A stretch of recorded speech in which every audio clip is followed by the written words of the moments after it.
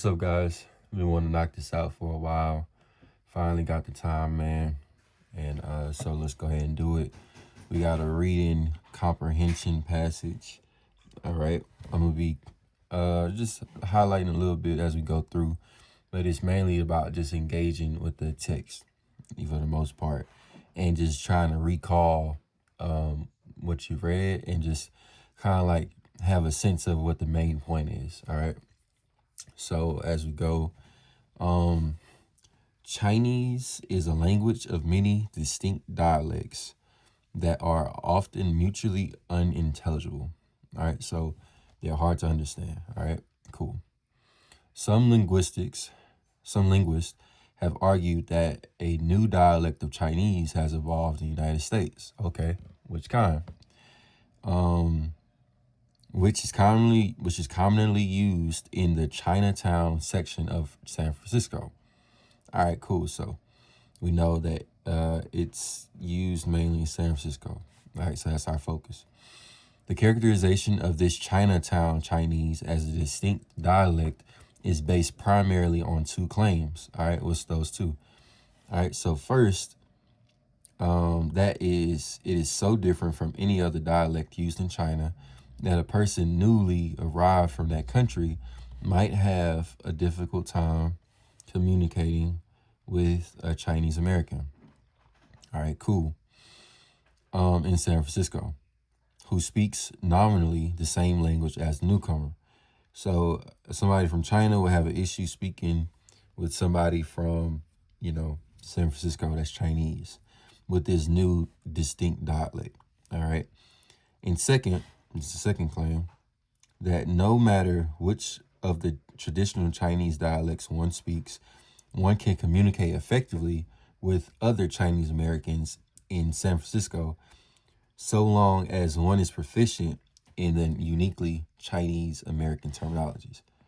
So they can communicate with other Chinese Americans in San Francisco as long as it's proficient Chinese American terminology. So as long as there's some type of local speech, one can effectively communicate with another Chinese American. No matter what the traditional Chinese dialect they speak. So whatever you come from in China, you can communicate with somebody that's Chinese in San Francisco, as long as that person is proficient in Chinese American terminologies. All right. So American slang in a sense. Let me go ahead and use circles instead. All right. So regarding the first claim, much of the distinctive vocabulary of Chinatown Chinese consists of proper names of geographical places and terms for things that some people, especially those born and raised in villages, had never encountered in China. So these people have never heard of these places. If you're from China, you've never heard of these places. Some are transliterated terms, such as dang tang for downtown. All right.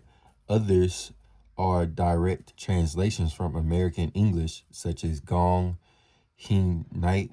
Obviously, I don't speak Chinese at all, but so this is Labor Day. All right.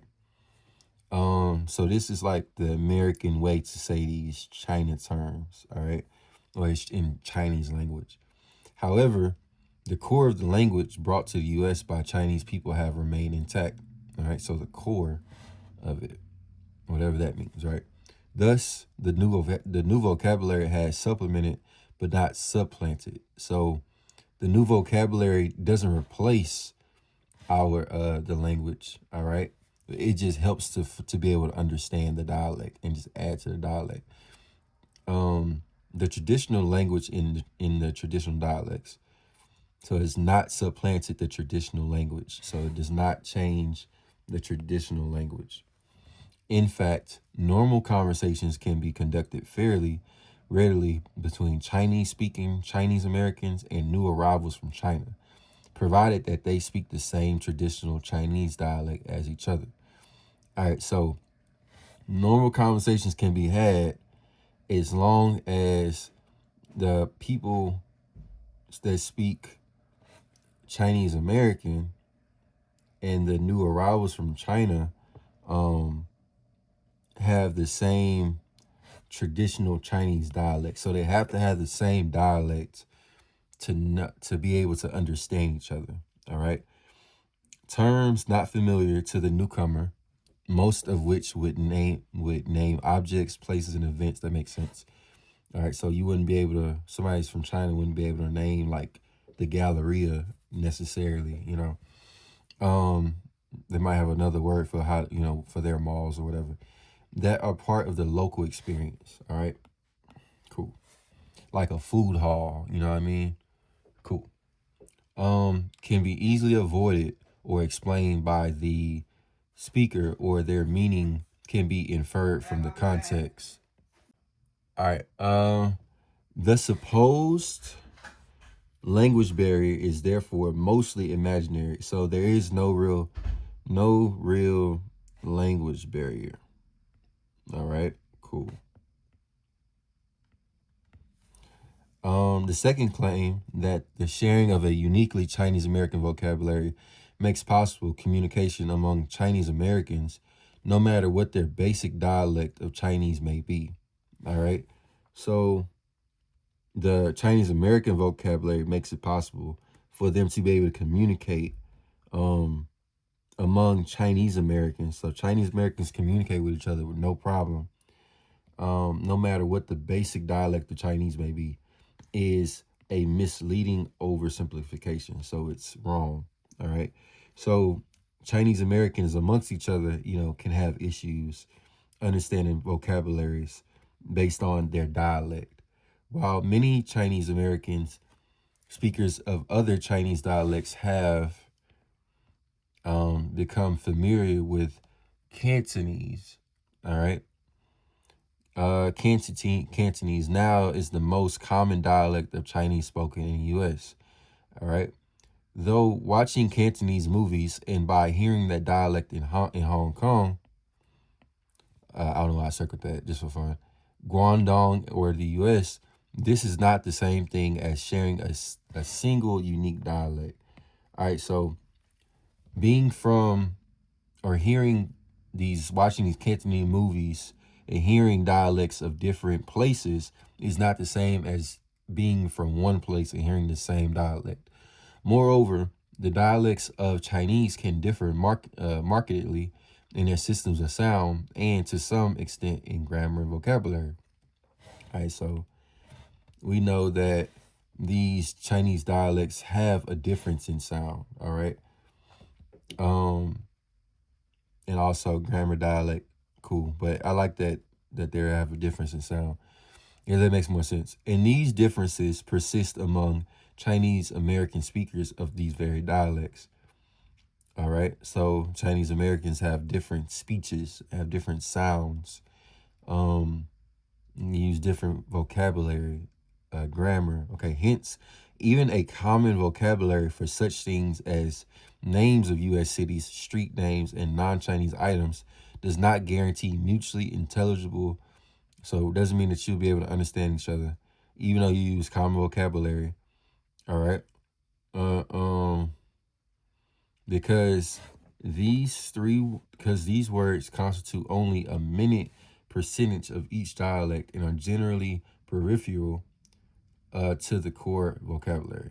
All right, so basically, um, there's people from different places of China who have different dialects who come to the United States, and they can communicate with some of these Chinese Americans from the same that speak the same dialect, but they have a hard time understanding like common things in American society that like the Galleria, or we might have different terms for a park or something like that, and they struggle with speaking with other people from different dialects, and um but the people here in Chinese American people, they've kind of been able to, come up with their own vocabulary to help each other communicate amongst each other.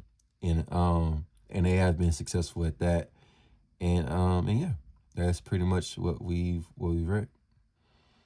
So going with that, go ahead for our main point. We have which one of the following is which one of the following most accurately expresses the main point of the passage? Okay, no surprise. A, linguists who argue that Chinatown Chinese constitutes a distinct new dialect are mistaken because it is intelligible to speakers of the Cantonese dialect.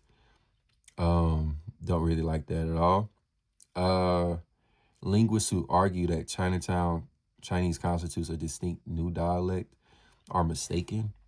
No, they're not mistaken because it is intelligible. They talk about it not being, um, it's actually just not intelligible to speakers of the Cantonese dialect, but the other people from other dialects in other parts of China.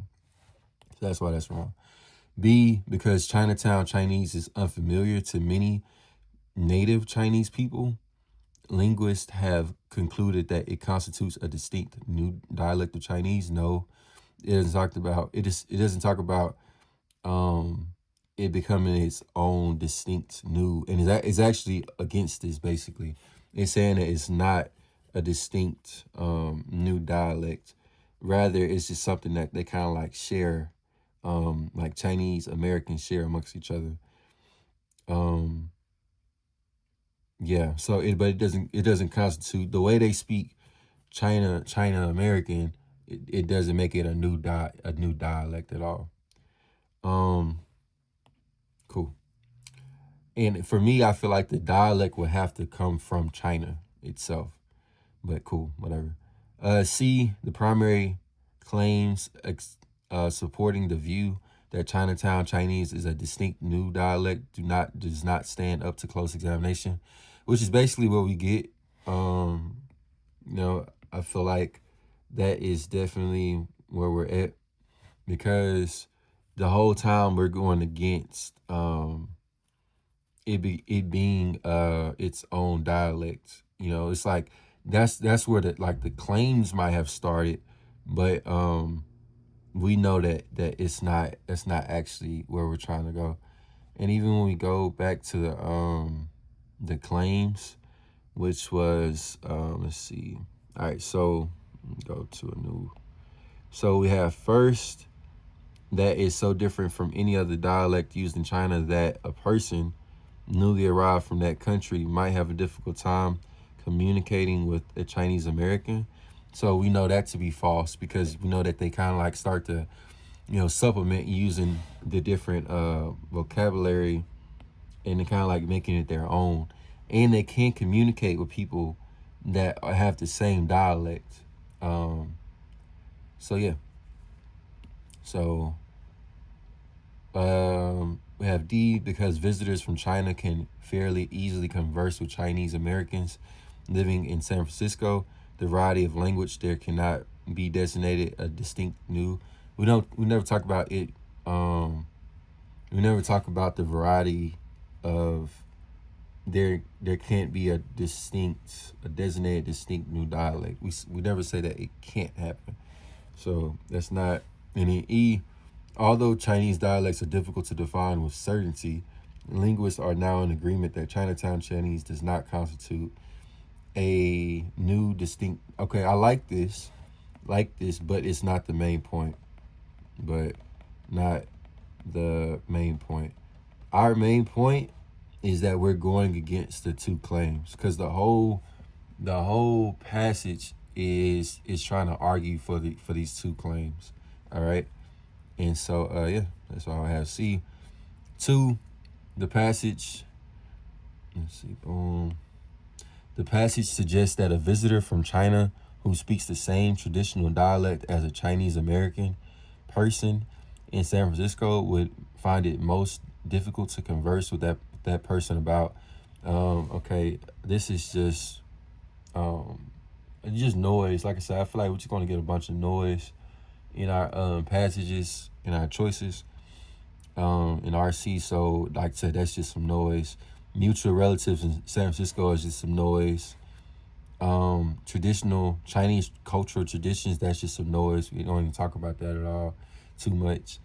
And then so they try to trick us right here, but we know that the passage suggests that a visitor from China who speaks the same dialect, all right, as a Chinese American, so them coming from China to talk to a person in San Francisco, we know that they have an issue with like we talk about how these people are using, language like downtown for dang tang, and Labor Day as gong she nights. So we know that to be like the issue. So we know that they have a hard time, assimilating to this new vocabulary, basically. All right. Um, because it's not traditional. All right. So that's why we would have C. Where's my highlighter at? That's cool. Let's do this. That's why we'd have C as our answer. And then D, the Chinese visitors' feelings. We don't really care about like how they specifically feel. That's not it. Let me do it in red so you're not confused. But yep, X that out. All right. Our answer here is C. All right. Cool. All right. Number 2. I'm sorry. Yep. Number 3. We have the author mentions the words dang tang and gong shing night in order to. All right. So basically, these are words that help. Just like they're new words that basically describe like things in America, like like downtown, or just things just in the area, society, the environment. It's just their own way of saying these things. All right. So we have A, demonstrate the extent to which American English terms dominate. I hate this word. Dominate Chinatown Chinese? Like, nah, definitely not. Illustrate how Chinese Americans are able to communicate with each other easily despite using different dialects. No, this is not for them. It's not to show how they communicate easily. C, explain why native Chinese are able to understand Chinese Americans with relative ease. I don't like that at all either.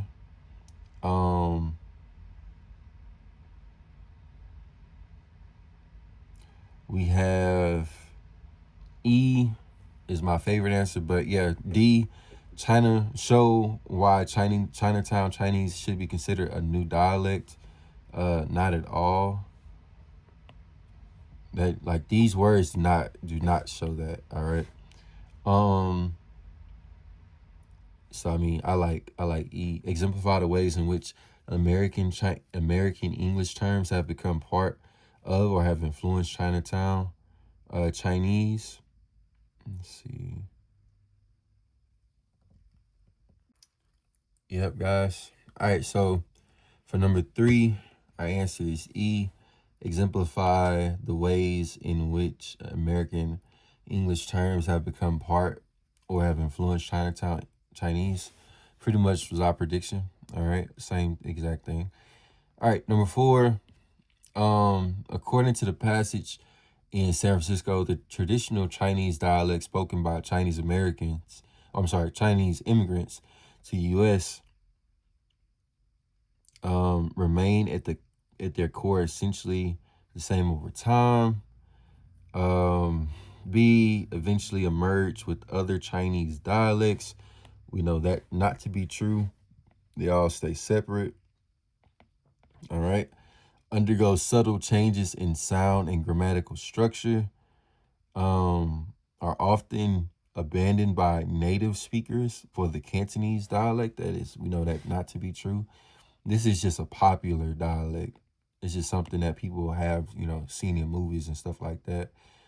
Then you have E, lose much of their traditional vocabulary as they incorporate transliterated American English terms. All right, so according to the passage in San Francisco, the traditional Chinese dialect spoken by Chinese Americans, so they lose, they lose much of their because they have new vocabulary. They add new vocabulary. All right. as they incorporate transliterated, which is basically dang tang.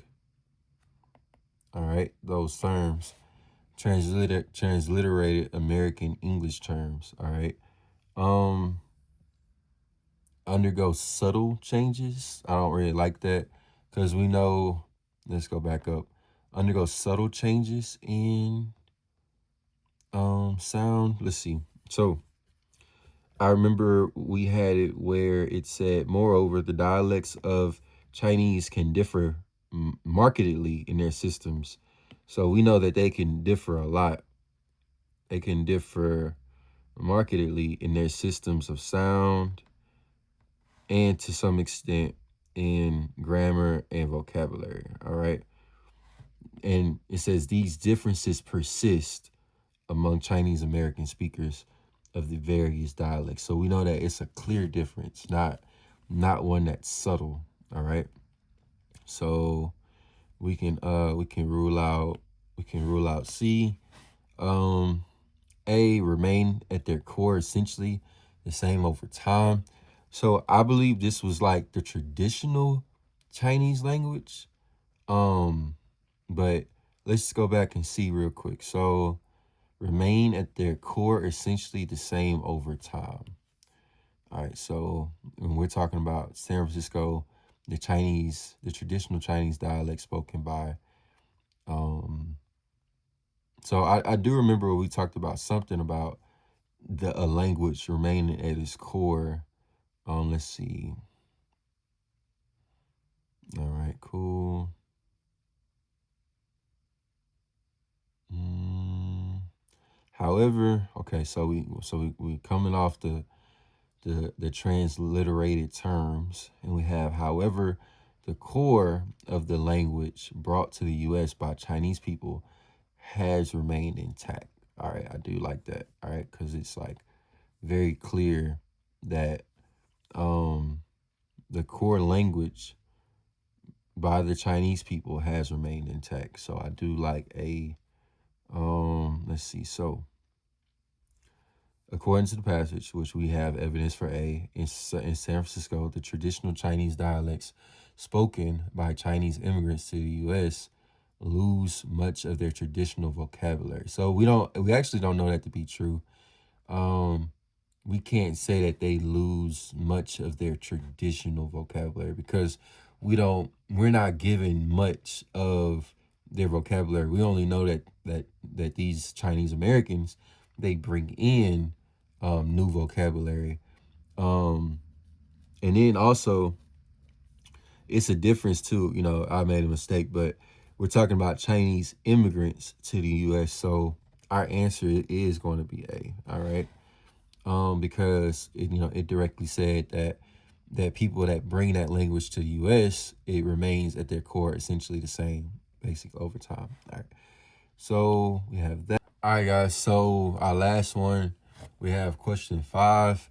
When the passage refers to transliterated terms, the author most likely means words that do what? All right. So E, let's just start from the bottom. So E, that sound different in different dialects. We don't know this to be true. And just for reference, we're talking about the transliterated terms. We're talking about the Gongji night for Labor Day. And we're talking about the Dang Tang for downtown. And we're just like, they're just basically turning like words that they're familiar with and like turning into like their new language of of like Chinese American English in a sense. But they're taking what's familiar to them and familiarizing with what their experience in the United States. All right. And so even when we read our sentence beforehand, regarding the first claim, much of the distinctive vocabulary of Chinatown Chinese consists of proper names of geographical places and terms for things that some people, especially those born and raised in villages, had never encountered in China. So it's things that they've never heard before, but is being incorporated, being like put into this new way of this new slang, which is transliterated terms such as dang tang for downtown. And dang tang sounds the same as downtown. All right. So yeah. And like Labor Day is a direct translation. So basically it's taking the meaning of what's of their language in Chinese and making it into what it is for what these words will say in English. All right.